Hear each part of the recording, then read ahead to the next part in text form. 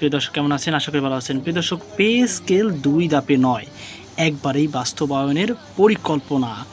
চলুন বিস্তারিত তথ্য জেনে নিই।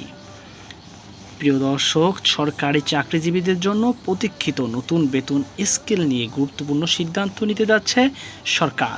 বিদ্যমান পরিকল্পনা অনুযায়ী নতুন এই বেতন কাঠামো ২ ধাপে কার্যকর না করে বরং একবারেই বা এককালীন বাস্তবায়নের জোরালো সম্ভাবনা তৈরি হয়েছে। অর্থ বিভাগ সূত্রে এ তথ্য জানা গেছে।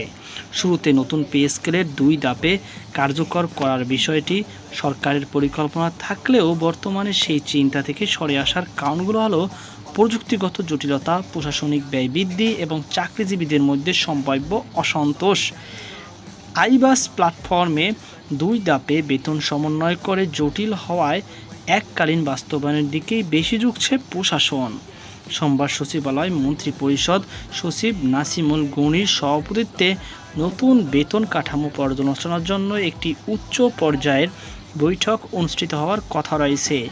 এই বৈঠকে নবম জাতীয় বেতন কমিশনের সুপারিশগুলোর আর্থিক প্রভাব, বাস্তবায়ন সময়সূচি এবং বিভিন্ন ক্যাডার ও শ্রেণীর চাকরিজীবীদের মধ্যে ভারসাম্য বজায় রাখার কৌশল নিয়ে আলোচনা হবে।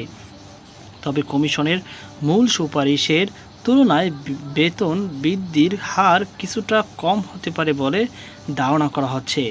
আজকের এই বৈঠকে চূড়ান্ত সিদ্ধান্ত হওয়ার সম্ভাবনা কম থাকলেও মূল বেতন ১ জুলাই থেকে কার্যকরের একটি লক্ষ্যমাত্রা নিয়ে আলোচনা হতে পারে। এছাড়া বিভিন্ন ধরনের ভাতা নতুন কাঠামোর আওতায় পূর্ণাঙ্গভাবে যুক্ত করার বিষয়টি ২০২৭-২৮ অর্থবছর পর্যন্ত গড়াতে পারে বলে সংশ্লিষ্ট সূত্র জানিয়েছে।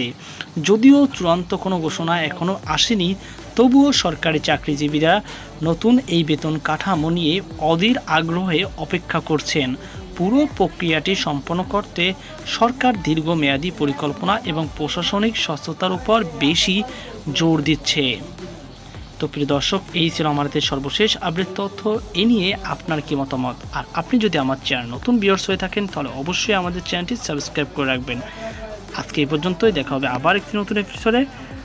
ততদিন পর্যন্ত ভালো থাকুন, সুস্থ থাকুন, আল্লাহ হাফেজ।